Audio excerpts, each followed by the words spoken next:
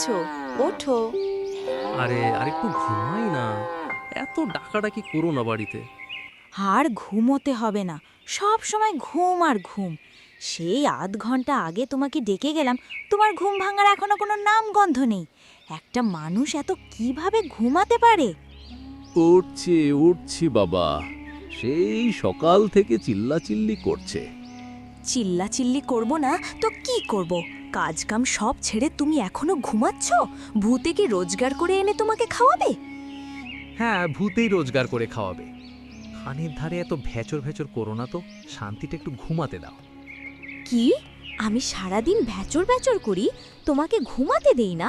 High রে, এই কথা শোনার আগে আমার মরণ হলো না কেন? দূর ছাতার মাথা, ঘুমাইব না আর, আপদ একটা। ও আচ্ছা, তাহলে আমি এখন আপদ হয়ে গেছি। আপদ নয় তো কি? ষাঁড়ের মতো এত ডাকাডাকির কি আছে? রান্না হয়ে গিয়েছে, ভাতগুলো খেয়ে আমাকে উদ্ধার করো। আমাকে কাজে বার হতে হবে। মানুষ আমাকে চেহারা দেখে টাকা দেই না, কাজ করা লাগে। কি আমার কাজের মানুষ রে, অকর্মা ঢেকি একটা। আমি অকর্মার ঢেকি, আর তুমি তো করো অন্যের জুতো পালিশ, তার আবার বড় বড় কথা। হয়েছে হয়েছে, তোমার সাথে কথাই আমি পেরে উঠব না। খাবার দাও, খেয়ে আমি কাজে চলে যাই। উঠে এসো, আমি খাবার বেড়েই রেখেছি। ভালোই করেছো।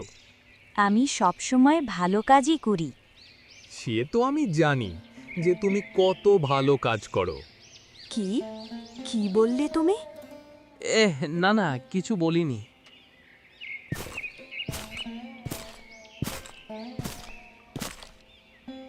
ঘরের তালা আটকে রেখেছো গিন্নি? হ্যাঁ হ্যাঁ রেখেছি। তুমি কোন দিকে যাবে আজকে? বাড়ি বাড়ি ঘুরলে বেশি জুতো সেলাই কাজ পাই না, তাই ভাবছি এখন বাজারের কাছে বসে কাজ করব। সেটাই ভালো হবে। তো তুমি কখন বাড়িতে ফিরবে? জমিদারের বাড়িতে কাজ কখন শেষ হয় তার কোনো কি ঠিক আছে? তবুও দেখি যদি তাড়াতাড়ি ফিরতে পারি। তোমাকে এত করে বললাম জমিদারের বাড়িতে কাজ করো না, তুমি আমার কোনো কথাই শুনলে না। আমি তো বুঝি যে তোমার একার পক্ষে জুতো সেলাই করে সংসার চালাতে অনেক কষ্ট হয়ে যায়। সেই জন্য তো আমি জমিদারের বাড়িতে কাজে যাই, যাতে তোমার কষ্টটা কমে। তোমার মতো স্ত্রী পেয়ে সত্যিই আমি ধন্য। হয়েছে হয়েছে, অত ঢং করতে হবে না, এখন কাজে যাও। ঢং না, সত্যিই আমি তোমাকে পেয়ে অনেক খুশি। আমিও খুশি। বেলা হয়ে গিয়েছে, তুমি এখন দ্রুত জমিদারের বাড়িতে চলে যাও। দেরি হয়ে গেলে আবার বকাবকি করবে। তুমিও যাও, আর তাড়াতাড়ি বাড়ি ফিরে আসবে, কেমন? আচ্ছা, চেষ্টা করব।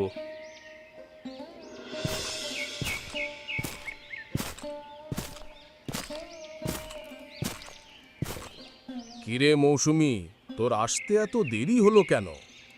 ইয়ে মানে বাড়ি থেকে আসতে আসতে দেরি হয়ে গেল। ইয়ে মানে কি? কাজ না করলে কি তোকে চেহারা দেখে পয়সা দেব? আর এমন হবে না জমিদার বাবু। এই জন্য এইসব গরিব ফিকিরনি দেখতে চাই না। দেরি করেছে আমার বাহানা বানাচ্ছে। বাড়িতে রান্না করে স্বামীকে খাওয়াতে দেরি হয়ে গেল, তাই। ও, তোর বাড়ি রান্না করে ভাত খেয়ে এসেছিস, এখন আমরা কি হাওয়া খেয়ে থাকবো? আমি এক্ষুনি সব কাজ সেরে রান্না করতে বসিয়ে দিচ্ছি। কই গো ইন্দিরা দেবী, শুনছ গো? এদিকে একটু আসো তো। কি হয়েছে, ডাকছো কেন? তোমাকে আগে বলেছিলাম না এমন ছোট লোকদের বাড়িতে কাজে নিও না, তখন তো শুনলে না। এখন দেখো, সে এখনো রান্না শুরু করেনি। জমিদার বাবু, আমি এক্ষুনি রান্না বসিয়ে দিচ্ছি। অল্প সময়ের মধ্যে রান্না শেষ হয়ে যাবে। এবারের মতো ক্ষমা করে দেন। আচ্ছা যা, এবারের মতো মাফ করে দিলাম, কিন্তু এর পরের বার থেকে আগে আমাদের বাড়িতে রান্না করবি, কাজ করবি, তারপর তোর নিজের বাড়িতে কাজ করবি। আচ্ছা, তাই করব। মনে থাকে যেন। মনে থাকবে জমিদার বাবু। জুতো পালিশ করবেন, জুতো পালিশ। পুরাতন জুতোকে নতুন করে নিয়ে যান। ছেঁড়া জুতো থাকলে নিয়ে আসুন এবং নতুন করান।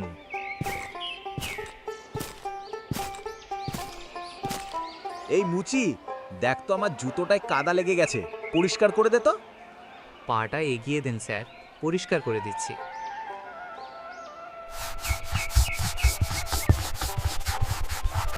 আরে কি করছিস ওই ফকিরের বাচ্চা?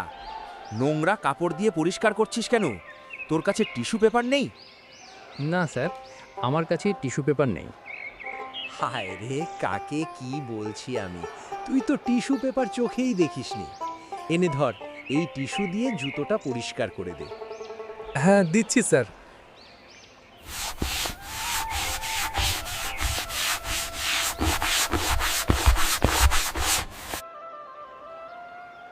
এই দেখুন, হয়ে গিয়েছে। তেমন ভালো করে পরিষ্কার করতে পারিসনি। এই নে, 5 টাকা রাখ। স্যার, মাত্র 5 টাকা দিলেন? তোকে তাই বেশি দিয়ে ফেলেছি। তোকে টাকায় দেওয়াই উচিত হয়নি। আমার ভালো জুতোটা তুই নষ্ট করে ফেললি। বেশি কথা বললে এটাও দেবো না।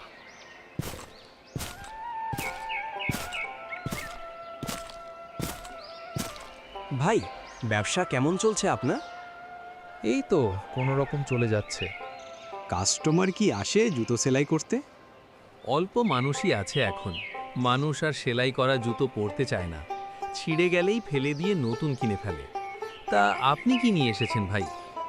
আর বলেন না ভাই, আমার ছোট মেয়ে টেনিস খেলতে গিয়ে জুতোটা ছিঁড়ে ফেলেছে, সেটাই সেলাই করতে নিয়ে আসলাম। দেখেন তো সেলাই করা যাবে কিনা। যাবে যাবে, তবে একটু সময় লাগবে।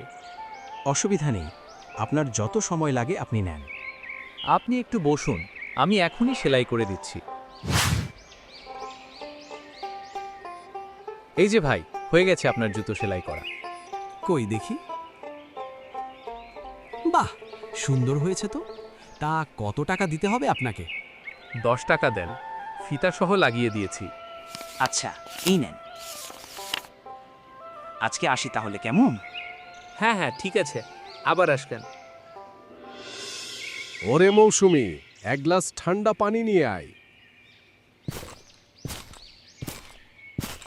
এই নিন জমিদার বাবু, আপনার পানি। কি ব্যাপার, তোর পানি আনতে এত দেরি হলো কেন? ঘরে কি ঘুমিয়ে পড়েছিলিস নাকি? না জমিদার বাবু, ঘুমিয়ে পড়িনি, আপনি বলার সাথে সাথেই তো নিয়ে আসলাম। আবার মুখে মুখে কথা বলিস। এনে তোর পানি তুই খা। ঠিক আছে, আমি আবার পানি নিয়ে আসছি। তোর কাছে কি আমি আবার পানি চেয়েছি? না জমিদার বাবু। তাহলে পানি কে খাবে? যা রান্নাঘরে, মন দিয়ে কাজ কর। ঠিক আছে।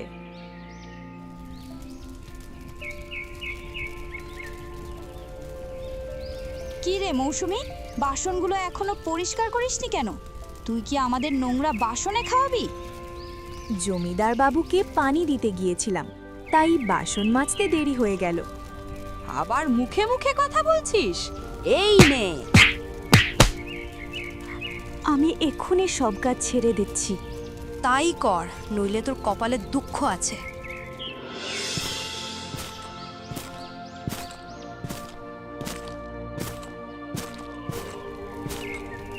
কি ব্যাপার, তুমি কখন আসলে? এই তো কিছুক্ষণ আগে আসলাম, এসেই রান্না বসিয়ে দিয়েছি। ভালো করেছো, অনেক খিদে পেয়েছে। ঠিক আছে, তুমি গোসল করে নাও, আমি রান্না শেষ করছি। ঠিক আছে।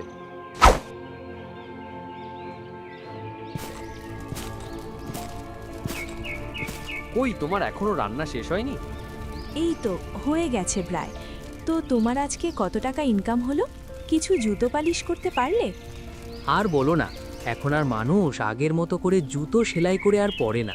একটু ছিঁড়ে গেলেই আবার নতুন জুতো কিনে নেয়। এভাবে চললে তো আর সংসার চলবে না। সেটা তো চিন্তার বিষয়। এখন বড় লোকরা এমন ব্যবহার করে যেন আমরা মানুষই না। কেন, কি হয়েছে? ও কিছু না, এমনি বললাম। আমার রান্না হয়ে গিয়েছে, ভাত বাড়ি? হ্যাঁ হ্যাঁ, বারো, বড্ড খিদে পেয়েছে।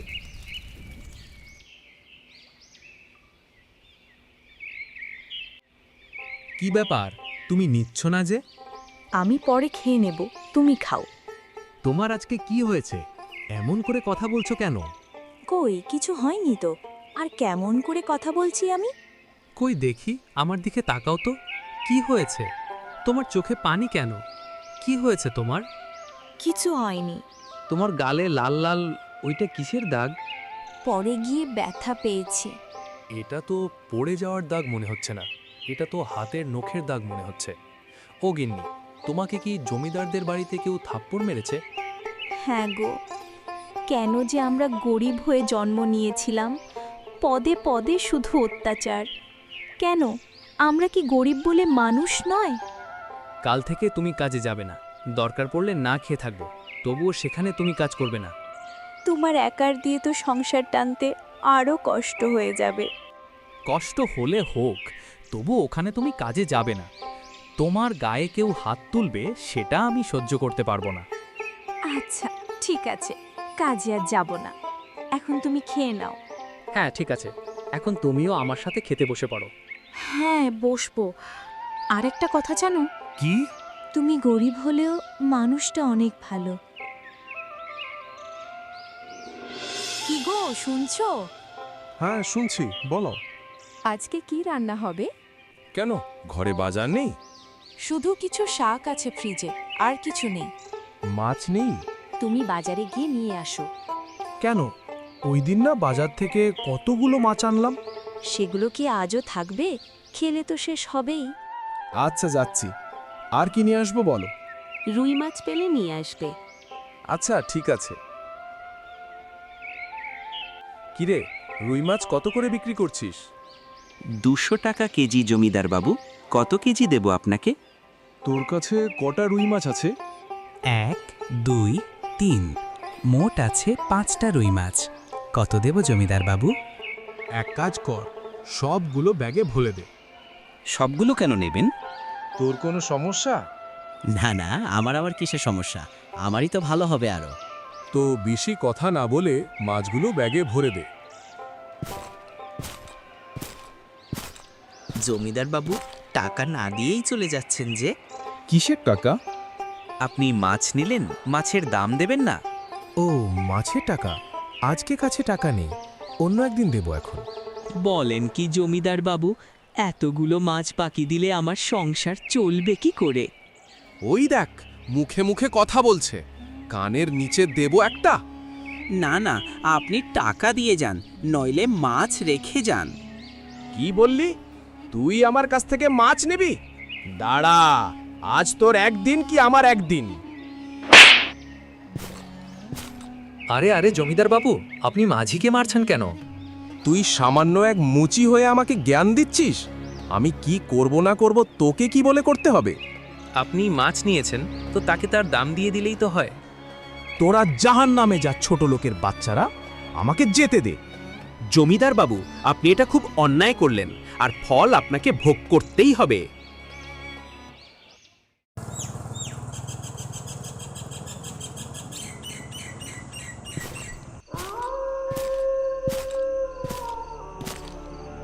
কই গো মৌসুমি, শুনছ? দাঁড়াও, আসছি। আজকে তো তাড়াতাড়ি বাড়ি ফিরে আসলে যে, কিছু হয়েছে নাকি? আজকে মন ভীষণ খারাপ। কেন, কি হয়েছে? ভেতরে চলো, বসে বলছি। তো বলো কি হয়েছে, কি কারণে মন খারাপ?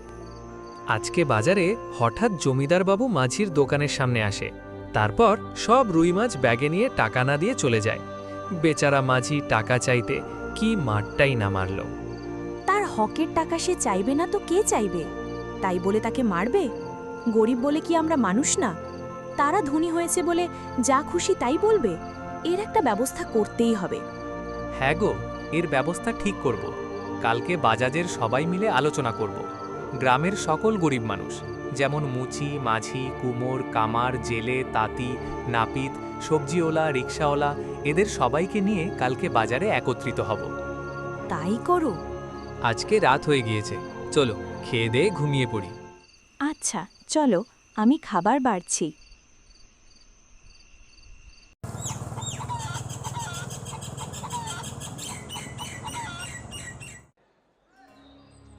আমরা গরিব বলে পদে পদে গ্রামের মানুষ নামের কিছু পশুর দ্বারা অত্যাচারিত হচ্ছি। তারা আমাদের মানুষ বলে মনে করে না। আমরা এর একটা সমাধান চাই, যাতে আমরা স্বাধীনভাবে রোজগার করে খেতে পারি। কেউ ক্ষমতা দেখিয়ে লুট করে নিয়ে যাবে, এটা আমরা মেনে নেব না। আমরা এসব অন্যায়ের বিরুদ্ধে প্রতিবাদ করব। আপনারা কি বলেন? হ্যাঁ, আমরা আপনাদের সাথে আছি। এই অন্যায়ের সঠিক বিচার করতে হবে। আমরা কোনো জমিদারের মতো কোনো মানুষ বা কোনো ধনী ব্যক্তি যারা টাকার অহংকার করে তাদের কোনো কাজ আমরা করব না, একটা বলতেও কাজ করব না। আমরা তাদের কাছে কিচ্ছু বিক্রি করব না। দোকানপাট তাদের জন্য বন্ধ, যাতে তারা নিজের কাজ নিজে করে বুঝতে পারে যে খেটে খেতে কত কষ্ট। আমরা বাঁচতে চাই, কারোর দ্বারা অপমানিত বা কারোর ভয়ে থাকতে চাই না, স্বাধীনভাবে বাঁচতে চাই আমরা। হ্যাঁ হ্যাঁ, একদম, আমরা সবাই এটাই চাই।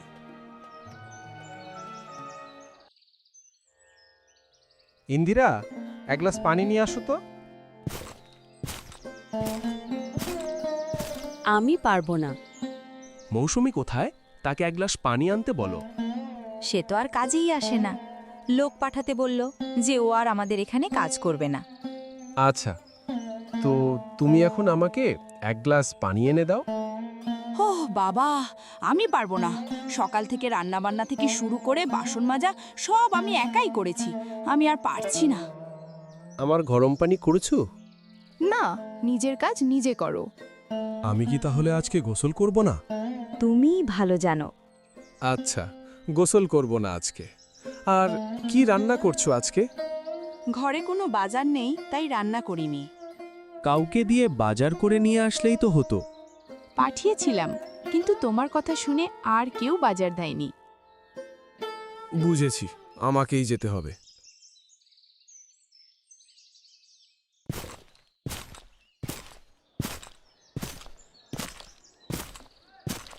কি ব্যাপার, তোমরা বাজার খুলবে না? আমরা আপনাদের কোনো কাজ আর করব না। আপনাদের অন্যায় আমরা আর মানব না। আমি আমার ভুল বুঝতে পেরেছি। আমাকে তোমরা সবাই ক্ষমা করে দাও। তোমাদের সব পাওনা টাকা আমি পরিশোধ করে দেব। কিভাবে বিশ্বাস করব আপনাকে? গত কয়েকদিন ধরে ঘরে খাবার নেই, না খেয়ে আছি। আমি বুঝতে পেরেছি গরিবদের না খেয়ে থাকার কষ্ট। আমি আর তোমাদের ওপর এমন অত্যাচার করব না। আচ্ছা, আপনার কথা আমরা বিশ্বাস করলাম। কি বলেন আপনারা সবাই? জমিদার বাবুকে ক্ষমা করা উচিত? ওনাকে ক্ষমা করে দেন, উনি ওনার ভুল বুঝতে পেরেছে। এই গ্রাম যেমন ধনীদের তেমনই গরিবদের। এখানে সবাই আমরা একজন আরেকজনের পরিপূরক। সবাই এই কথাটা যত তাড়াতাড়ি বুঝবে ততই তাড়াতাড়ি মঙ্গল।